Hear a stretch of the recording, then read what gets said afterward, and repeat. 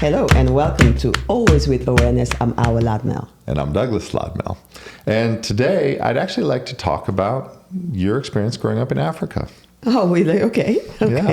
Yeah, because I think it's such a big part of who you are and the perspective that you bring. Yeah. And I know, being married to you, much of what you have to offer, the way in which you see things comes from the way you were brought up. That's right. And so I kind of want to dive into that and just help everyone see, what it was like, how, what influenced you. So, So I know you're from Senegal, West Africa. Yes. And you're raised with a big family. So maybe just a little history on your young childhood and what that experience was like. Okay. Well, yes, I'm from West Africa, Senegal, and from a family of 13 kids. 13 kids. That's right. My parents had 13 kids, Wow. 8 girls, 5 boys. I'm number 10. Yeah.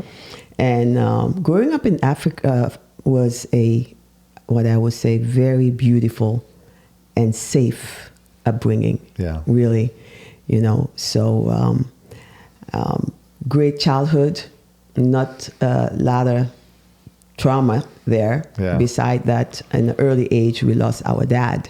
Yeah. So we were really raised by my mom. Mm. She was 40 when my dad passed and left her with 13 kids to raise. Wow. Just to tell you, so how powerful of a woman she had to be to raise, 8 girls and 5 boys. Right. But our childhood was really amazing. Yeah. Really amazing. All my siblings end up being the parents, Yeah, the older brothers. The older brothers were parenting the younger ones. They were very, really connected to their siblings. We were always one family, very united to this day. Yeah. Oh, yeah. To this day, yeah. And we were safe because I really mentioned that because a lot of people have safety issues growing up. That wasn't our case, a house full of people all the time. Yeah. All I can remember in my childhood is a lot of people, a lot of fun, a lot of great food. Yeah, so I can vouch for that. Yes. I've been back to your home in Senegal, and even to this day, every single day there's a lunch served of the most amazing food. Yes. When we got married, my mom, my family went to Senegal, and I remember my mom just in a stunned shock that the food was so good. She's just like, I don't understand. I know. We thought we had good food and somehow Africa was suffering with bad food. No, not at all. Not at all. The food is beyond amazing, and your mom was an amazing cook and just which I can thank her for, because you are amazing. Absolutely, amazing you chef. can thank her. Really, she's the reason why. Yeah. I grew up with abundance. Let's say. Yeah. Abundance. You did, because I can feel that. We did a show on the mind of money and money, yes. And what's amazing is that so much of the abundance that I feel is because you brought it. Yeah, you were literally raised in abundance. Yeah, and it wasn't connected to money; it was connected to abundance. Yes, and I have to thank God for it, but also definitely my parents. Yeah. My mom was always living in abundance. She used to say that God is her friend. Yeah. So wherever it's coming from is ever ending. So all she had to do is look up and open the hands of prayer and say, okay, bring more. Yeah, exactly. Yeah. So then I know you ended up moving to France. Yes. How old were you? I was 18 when I left home to go to Paris. Yeah. To Reims, more exactly. Yeah. Okay. And you went there to school, right? I went there to school, and that's the year of the strike. We had a big strike, and there was no... Back in Senegal. And that year was just No. Null and void. Null and void. Yeah, it didn't happen for it school. It didn't happen. So I had to cheat with my grades to leave Africa and head to Paris, where I end up, for college. So year later, they find out. They found out, right? They found out, and it was hard for them to let me go because I had really showed a lot of courage to get to that school. It wasn't an easy school to get to. Mm-hmm. And when they asked for my grades and I didn't have them, I had to really make it up to just go get the exam that will make you pass the school. And I passed that exam with the A. So you were a great student. I was just a great student. You were. But I'm sharing this story to show that I guess from a young age, how I was just, when I wanted something, I would do anything to get there. Right. And that's how I end up in Paris in college in France. So you ultimately then they had to let you out of the school because absolutely they said, sorry, now that everybody knows. Now that everybody knows. But little did they know, they were just, universe was taking me to a different path. Right. Yeah. Exactly. So from there, you ended up where? From there, I came to New York to visit my brother. Yeah. So your brother was already living in New York. My brother was already living in New York. Yeah. Yeah. Right. So, and he was my mentor, my provider, and we lived together. It was a great time. Yeah.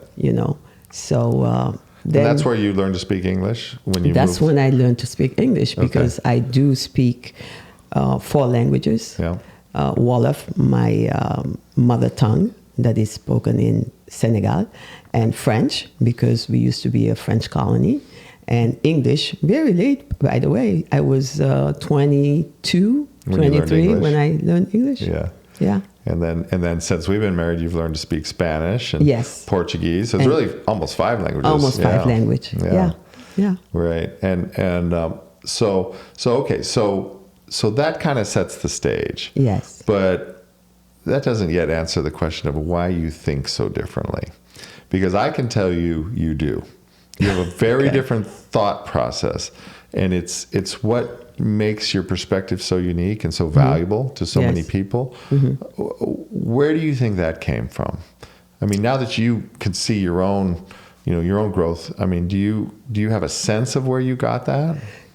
I don't know where it's from, but at the same time, if I'm thinking, when I listen to people share and how the perspective that I bring, I think it's the simplicity. Mm-hmm. Because it's Einstein that said something before, like, if you cannot explain something to a 5-year-old that simple, it's because maybe you didn't understand it yourself. Yeah. And I always wanted to finish my education because you shared before, I wanted to be a pilot. Yeah. And in Africa, you have to go through college, be good in science and math to be a pilot, commercial pilot, of course. And that was my plan. Yeah. So, but then my life direction took a different path where I didn't finish my education. Mm-hmm. And it made me a little bit, for a long time, feeling like I had to finish, like I wasn't complete. Mm-hmm. But then I realized later on that actually it was a gift. Yeah. Because since I didn't feel that much education, I didn't put myself in a box. Yeah. Yeah. I don't know if people will understand that, but that's how it will feel for me. I think that's a thing now that people are talking about. Really? Because education is a double-edged sword. Yeah. You get knowledge, you get experience, you get all these things, but you also get narrowed. Yes. You get kind of walled in. Yeah. You end up with this this idea that somehow you've learned the right way to do something. Exactly. And most people who are really educated are not innovating very much. Yeah, because then you just have this way of seeing things. Yeah. You already have all this vocabulary waiting for you to pick and choose, to put it there. You're not even paying attention if the person you're talking to understand that word. So, and I think the older I got, and I see that I could understand everybody, but I could talk to anybody. Yeah. Because my wording was very simple, and I'm politically incorrect most of the time. Really? Most of the time. Yeah. And that was not something bad. If anything, it will make people pay more attention to what I'm saying. Yeah. And that will make us more connected.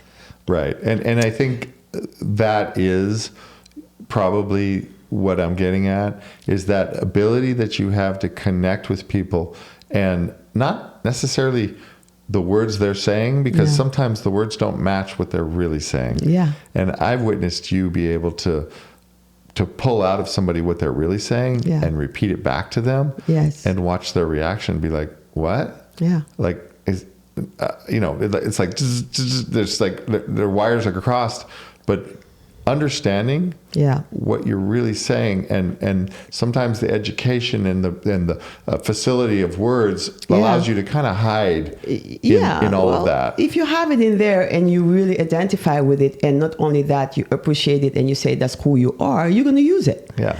But then it's going to use you too. Right.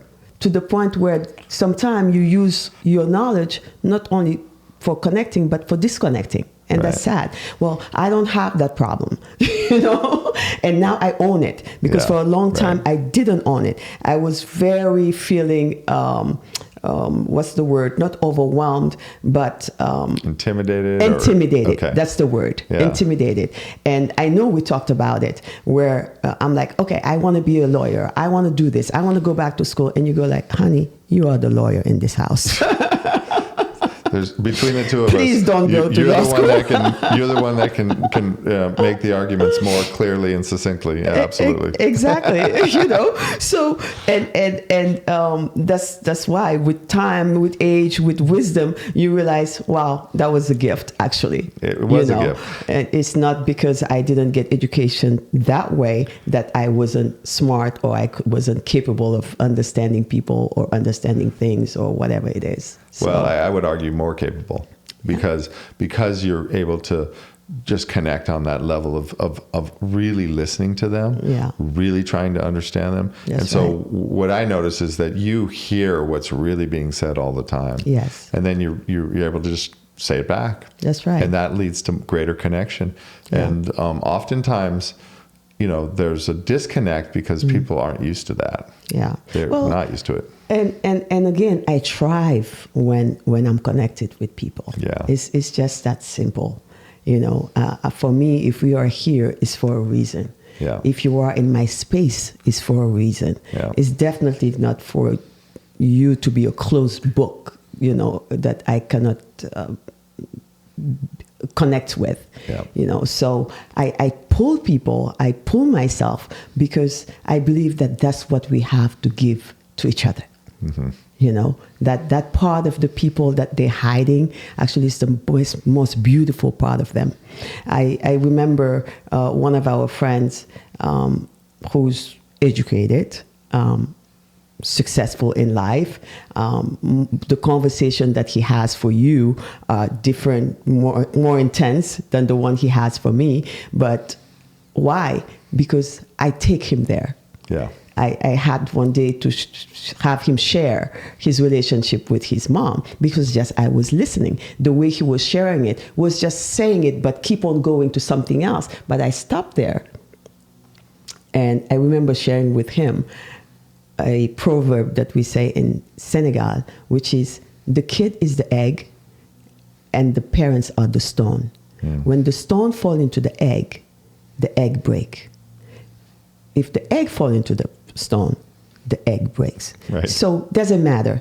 Your relationship with your parents, you want it to be good, because at the end of the day, you're the one who's going to suffer more. Yeah. Right? And it was just so beautiful to connect. And it felt like he never had to share that part of his life, and to have somebody stop, hear him, listen to him, and he get us so connected after that. Yeah. I remember him coming back to you and telling you the proverb, and he's still using it. So that makes me very happy to see that behind all this education, all this successful that people are, they're still human beings, and we still need to be connected. Well, I mean, I would say that's the only thing that we're here for. We're here to connect. We're here to support each other. That's right. To help each other down this path. Mm-hmm. I mean, there's a saying that I heard that it's for the ones in front to remove the stones on the path for the ones behind. Right? So you asked me one episode why I'm choosing to do this. Yes. Because it's my work, it's my growth to do this part of it now. That's right. In public. Yeah. And it's for me to grow and for them to benefit. Yeah. I would like to ask you the same question. Oh. Why is it that you're choosing to do this podcast now and to kind of become more public? Yeah, well, I started it 15 years ago. Yeah. And that was when really I was very conscious of how much work it takes to grow. Yeah. And I was going to do it publicly and share every step of the way my own growth. For the same reason, I felt like whoever was behind me or with me to take those stones out of their way so that they can move faster, right? So we do it together. Yeah. I feel like this work, we can only do together. It's too big of work to do alone. Right. That's number one. Number two, why I stopped then is that I had to be very genuine with myself. I was raising kids. Renee, our second daughter, was 3 years old. Yeah. Azan was 1. Yeah. I mean, looking back, I'm like, am I crazy? What was I thinking, right? So I did it for almost a year. Yeah. And then I realized, no, whatever I had to give to my own family first. Right. And that made me stop. That was a very conscious choice. It was definitely a conscious choice because I know the work that it takes to be public out there. Yeah. You're not your boss anymore. Right. Yeah, you're not the boss of you. You're not the boss of you anymore, right? So, and right now we choose to do it together again because I think that's the most beautiful thing that we can give. Yeah. You know, where we at in our life. For me, definitely, you know. Yeah. So that will be the legacy to leave to the next generation. Mm-hmm. It's just like back then they have pictures and yet you didn't know how do people think. Mm-hmm. But now if you have videos and hear them and know really what were their beliefs and where they were at, I think it's a beautiful thing. I personally think that I have a lot of hope for this world. Yes. And notwithstanding all the downside of social media and you know, connection of internet and all that. Yeah. We've had a rough, you know, time. There's some patches in here that are hard. Mm-hmm. But I think the net result of this is going to be very positive. Oh, I believe it's amazing. Yeah. I mean, like you said, you know, when the students are present, the teacher is present. So this is where we get to learn. Because like I always tell my kids, I didn't bring the lesson. You brought the lesson. Every time. Every time. You know, like, I didn't want this lesson, but you brought it. You brought the lesson, right? So, and it's the same. You know, we here bringing the lesson so that we can learn from it. All of us. Yeah. You know, and that's the beauty of it. And today, with technology, to be able to do it with millions of people all around the world. I mean, we started this 3 days. Yeah. Oh, my God. I feel like the whole world had watched it already. Yeah, we just launched a couple of days ago, and we're already getting calls and emails and comments, and it's like, whoa, are we ready? My family in Africa that don't understand what I'm saying are going like, what? I saw you. I'm like, how did you see me? It's amazing how fast it goes. Yeah. And now I'm going to have to do it in Wolof because they're all like, what were you saying? We know we're talking about Ramadan, but what was it? We're going to do that. Well, I have to. Yeah. I have to. Yeah. Yeah. So this is why we're doing it. Why not? The world gotten so smaller. Oh my God. The world is so small. Yeah. When I look at the world, I just see this tiny little, Buckminster Fuller, famous, teacher, said, he coined spaceship Earth. Oh, right? Yeah, spaceship Earth. It's like we're on a spaceship. Like we all want to go to space. We are. We are already. We are hurtling through space on this beautiful spaceship, which is self-contained, right? And on this great adventure together. And that's really the point. And now we're connected in a way that, I mean, just think about it. This has only been the last 20 years. Yes. That the internet has come along, God. connected the entire globe, and allowed everybody to have full access. It's amazing. It's amazing. And it's going to go faster and faster. It's going to go faster and faster. Yeah. So, this conversation, all the conversations that are happening online, everybody who's out there, I want to congratulate you and thank you. Yes. Because you're doing the work for all of us. Yes. That you are. And that inspires us to do our part. That's right. I had this concept years ago called building the game.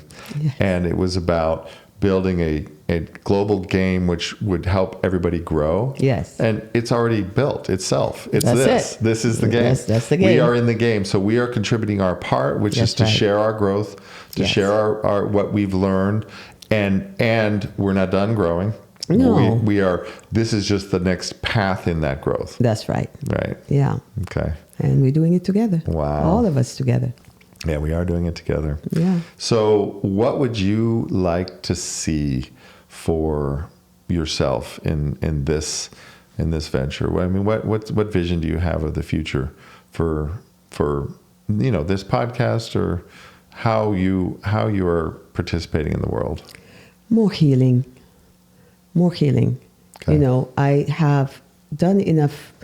I have enough momentum up there doing the work to see how important it is. And the only way we will all get to where we want to be is through healing. And healing what? Healing this mind. Yeah. And there is no other way. The mind is just the connector of everything. Yeah. If you're out of your mind and it's not working anymore, and your body's not working anymore, nothing is working, you're dead, you're not here anymore, that's not a problem. But as long as you're alive and you are connected to this mind, there is work to do. And that healing is so important. So important. Yeah. Because that's the only thing that is keeping us from being one. Right. That oneness we all talk about, that love we all talk about. What's between us? Nobody, really. No, if it's not the mind, nothing. Yeah. But we all live with a police in the head with the gun. I mean, literally, we feel like we are so disconnected. We are not one, that we have to hide. We have to have secrets, that we're special, but the other one is not special. I mean, but I do believe it's almost like when we went to Landmark and they said that this universe is voice activated. Yeah. Like, I feel that way. Yeah. But for your words to change, for you to be aligned with the voice of the universe, you have to get this mind out of the way. Yeah, you have to train the mind. You have to train the mind. It is not. It's not your friend until you make it your friend. Until you make it your friend. It's like a dog that barks and bites. You don't train it. Who's going to bite first? The owner. Yeah. Right? Absolutely. So it's the same. And that's my wish for this world, for the conversation to be finally one, that we always finish every conversation with everybody growing, getting somewhere, and valuing the messenger. Yeah. Valuing the person, because you can't get to the message without the messenger.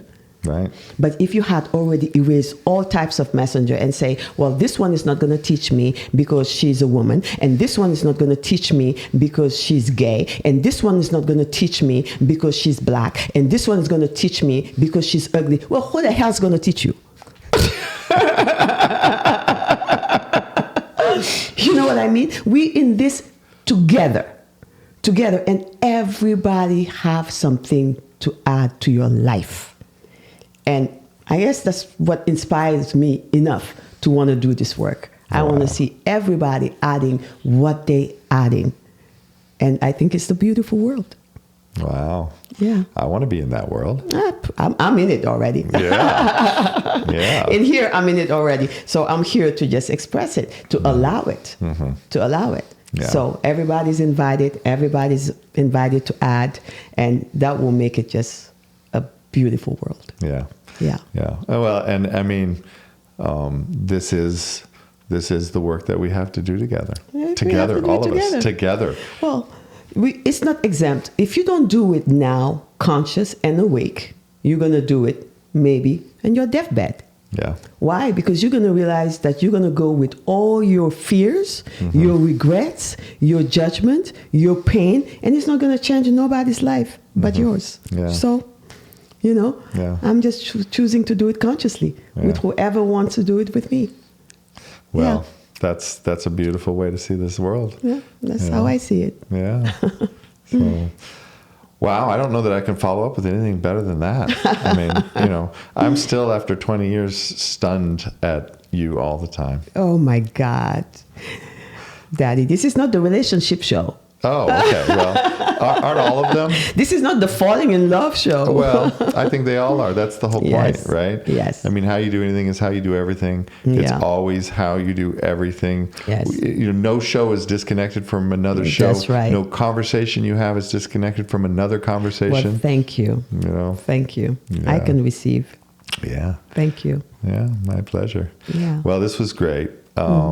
Thank you for sharing that. Thank you for being so authentic and open and vulnerable in that. And, I think that's part of the gift, right? Yeah, that is part of the gift. All right. Well, please share, comment, please subscribe. This is important.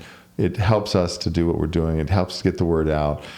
There's just the way it works. So please do that for yourself, for us. It motivates us. It keeps us going. Absolutely. This is a real effort. Yeah. I mean, it's a real commitment. That's right. And thank God we love it, and we're enjoying it. Yeah. Well, for us, this has been our life for the past 20 years. We've been doing it, and we're now just doing it in front of a camera. Well, pushed by our kids, by the way. Oh my God, our kids are. That's another show. Let's do that one. That's right. We will. Absolutely. All right. Well, thank you. Yeah. Thank you. Yeah. Subscribe and let us know you're here. Yeah. For me, definitely, it gives me motivation to keep doing it again and again. That's right. Thank you. See you next time. See you.